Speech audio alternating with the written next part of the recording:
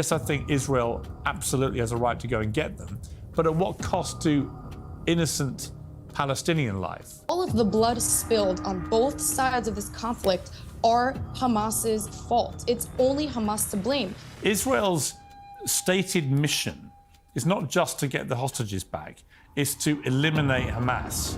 In the meantime, this onslaught is killing tens of thousands of innocent Palestinians. Day in and day out, thousands of Palestinians have been kidnapped out of the Gaza Strip and are placed in Israeli detention centers where they are undergoing daily torture, including acts of sexual abuse that they are enduring. Monday's adopted a US drafted resolution backing a proposal outlined by President Joe Biden for a ceasefire between Israel and Palestinian militants Hamas in the Gaza Strip. That was the peak of the Netanyahu doctrine, and what he was telling the world and the Palestinians was, it's over, you lost, we won, we made our deals with the outside Arab world, no one's coming to save you. You live in subjugation forever. But when you look at these numbers, I mean, think about the Palestinian Health Authority numbers. Is that historically, going back before October the 7th for decades, or several decades anyway, when these figures released by the Palestinian Health Authority, which is Hamas-run, have been verified independently, they've come back as reasonably accurate. I mean, not completely, but reasonably accurate numbers. We don't know whether these are reasonably accurate, the ones they're putting out now, but Israel admits to killing at least 100 people. We don't know how many of those are Hamas. And they say 274. Either way, it's clear from the scenes at the hospital that there have been a lot of women and children, innocent people, clearly, caught up in this. And so the same question for you, really. Yes, I'm joyous at the return of hostages. Yes, I think Israel absolutely has a right to go and get them. But at what cost to innocent Palestinian life? My point is never, in my life, I will never say the Palestinians deserve it. This is what they get because of Hamas. My point is always the same. All of the blood spilled on both sides of this conflict are Hamas's fault. It's only Hamas to blame. Because if it wasn't for October 7th, the IDF would not be in Gaza. If it wasn't for the hostages being in civilians' apartments, guess what, Piers? There'd be no civilian casualties. And I also want to point out one thing, just a food for thought. Is it only IDF bullets that penetrate? Excuse me, does Hamas not fire back? Do you think Hamas is not responsible for casualties as well? So my point is never that it's justified. It's always the same. Every ounce of blood spilled needs to be blamed on Hamas, and the world needs to put international pressure on Hamas, because if the hostages were released time and time again, this war could have ended. Instead, where do they put them? In a refugee camp to maximize the casualties that everyone's going to face. Before I go to Omar, I do think it's very disingenuous when I hear the argument, if Hamas just released the hostages, this war would be over. Israel's stated mission is not just to get the hostages back, it's to eliminate Hamas. So correct. Getting the hostages back is one part of it, but it's not. It is just not true to say if they handed them all back tomorrow, Netanyahu would not want the remaining Hamas terrorists to still be there. He would continue, as he'd made very clear, to execute this war until he got rid of all of Hamas. So I just don't think it's right. But is that unreasonable? Did America not want Al Qaeda dead after 9/11? You know, I'm just saying it's not right though. No, that's true, but I'm just saying it's not accurate. When I hear pro-Israeli guests say, well, if they just handed back the hostages, it'd be over. That it's not as simple as that. It wouldn't be over. I'm saying it would minimize civilian casualties. Of course, you want to eradicate Hamas, because if you don't, October 7th will be December 7th, will be February 7th, et cetera, et cetera. My issue is that they make sure, Hamas makes sure to maximize the civilian casualties. And for some reason, the blame goes solely on the IDF. OK, let me bring in Omar. You've been waiting patiently. Omar, you know, it seems to me there's already now a split in the Israeli war cabinet. Benny Gantz has resigned. You know, people view him as more moderate than Netanyahu and Ben-Gvir and Smotrich and so on. That there are other, you know, very right-wing members of that cabinet who, not the war cabinet, but the more general government cabinet, who are pushing Netanyahu to a very bad place, they feel. And I sort of share that view. I don't know where this ends. And Gantz has made it clear he's resigned because he doesn't see any end game. He doesn't understand what life is going to be like at the end of this war. And that should worry all of us. What is your view of where we are with this split now in the Israeli hierarchy? That is precisely where we are, Piers. I mean, Gantz split off because he understands that there is significant discontent with Netanyahu domestically. There is significant international discontent with him, including from the United States. And he's hoping to reap the rewards if that pressure eventually ramps up to a point that actually pushes Netanyahu out of power for him to be there to basically replace him and become the future leader. But I just want to emphasize the fact that we are precisely here because Israel does not want to end this war. They've set unrealistic goals. They said that they're going to continue this onslaught until Hamas is defeated militarily, until they freed all the hostages militarily. And in the meantime, this onslaught is killing tens of thousands of innocent Palestinians, day in and day out. And because Israel can't achieve its goals, the idea that we just have to sit back and watch this horror continue endlessly is completely ridiculous. I mean, I was listening to Emily speak, and all you have to do is just reverse the scenario for just a moment, Piers. Right now, as you and I are speaking, thousands of Palestinians have been kidnapped out of the Gaza Strip and are placed in Israeli detention centers where they are undergoing daily torture. There's a piece in the New York Times exploring the absolutely horrific torture they're undergoing, including acts of sexual abuse that they are enduring. And right now, and by the way, several dozen of them have died in Israeli custody, almost certainly due to the abuse that they are enduring. And if you were to ask a question right now, is Hamas justified in invading Israel to rescue 4 Palestinian detainees out of the thousands that are held by Israel? And what kind of civilian cost would that be worth? Imagine that scenario and imagine that several hundred Israelis were killed in the process. How many people would celebrate the release of those Palestinian prisoners? Well, I would ask you, say, okay, great, the hostages it's a valid point, but I would also ask you another question, which if we do flip all this round, and it had been the IDF who had gone over the border on October the 7th, murdered in the most horrific, barbaric manner 1,200 Palestinians, the majority of whom were completely innocent people, kidnapped over 200 and brought them back into Israel, and wounded nearly 7,000 more, many of them catastrophically. Are you really saying that anyone on the Gaza Strip would have wanted any limitation put on Hamas for exacting revenge? You are making an absolutely incredible point, Piers, because you don't have to imagine that scenario. Back in 2014, when Israel initiated a military operation against Gaza, they killed 2,200 Palestinians, including more than 550 Palestinian children.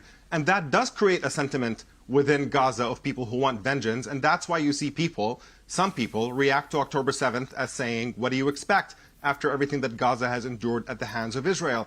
And right now we're putting our finger precisely on the point, is that if we want to compare atrocities back and forth, frankly, I don't think Israel fares very well, because there's no question that Hamas has committed atrocities against Israelis, but Israel's atrocities against Palestinians have been far greater, far more frequent, and extend over a much longer period of time. Okay. And if we're serious, just last point, Piers, that is really important. Yeah. If we're serious about wanting to end these atrocities, you have to deal with the underlying problem. And the underlying problem is that Israel's recipe for Palestinians says they are not allowed to ever be free. They must live under siege and occupation forever. And if they don't like it, they can either leave or be subject to Israel's brutal military operations. And until Israel starts seeing Palestinians as equal human beings who can live in freedom on their own land, I don't think this thing is going to end. We're going to be stuck I'll in this come to cycle for a David very in a long moment, time. just to get a quick reaction to that from Emily. I actually agree with Omar to a certain extent that if you go back and forth and compare atrocities, it'll be an endless conversation because there's plenty to go back and forth with. I'd also like to add, talking about if you flip the narrative, let's say, which thank God Israel has the Iron Dome, let's say they hadn't. How many civilian casualties on a daily basis would Israel be facing? I also want to point out some serious hypocrisy. Everyone's talking about, why can't we equivocate Palestinian lives to Israeli lives? And absolutely we should. Why are Palestinian lives any less or more valuable than an Israeli? Then how come in every ceasefire exchange, for some reason, they equivocate one hostage to 6,000 Palestinians who are arrested for either alleged terrorism or valid terrorism? If you actually want equality and fairness, then let's address the fact. Palestinians live better lives often in Israel than in Palestine itself. It's not a ridiculous point. There is how an many imbalance rockets a of day power does Hamas that send changes into how many. Israel? Sorry, there's No, a I'm sorry. lag. That's a complete complete misreading of the situation. The reason why there is a discrepancy in the hostage exchanges is because there is a huge disparity in power. Israel can just go into the Palestinian areas and kidnap thousands upon thousands of Palestinians who are held without charge or trial. If Hamas were capable of doing something like that, you probably would see a one-to-one exchange to target of people. civilians? All right, well, Omar, how many I'll tell you what, rockets a day? I want look, I think we're getting aware? into the kind of tit-for-tat argument, which is one you both We're talking highlighted about actually civilians. in different ways, and I don't want to do it really this way. Let me ask Dave this.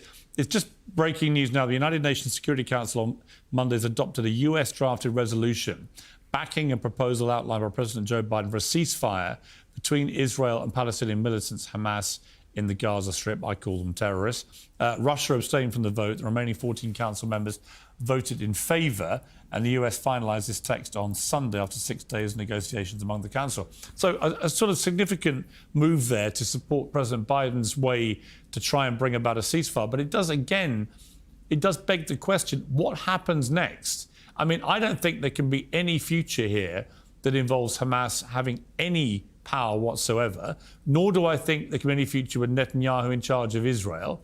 And I'm not entirely sure, given the scale of what's been going on in the last 7 months, dwarfing anything really we've seen in many decades, I don't know quite how we get to peace.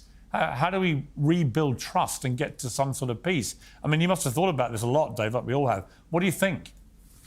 Well, I mean, look, it certainly seems like a daunting task, and it seems right now that we're about as far from peace as we could possibly be. I think I may have said this to you when we were doing your show when you were in New York a couple months back.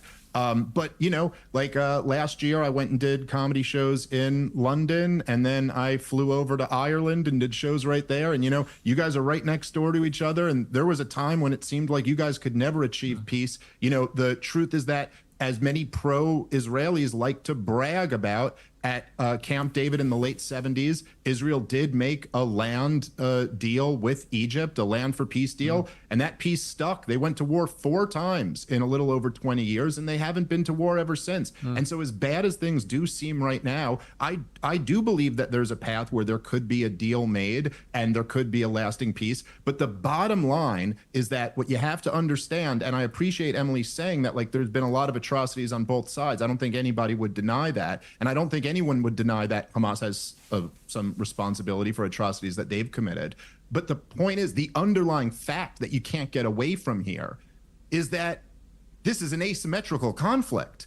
Israel has occupied Palestine since 1967. We're not talking about a few months after a war or even a few years after a war. We're talking about longer than the Soviet Union occupied Eastern Europe. And the idea that people say, well, if Hamas just surrendered today, the war would be over. Like, let's even say that's true, which I'm not convinced it is, but let's say that's true. And then what?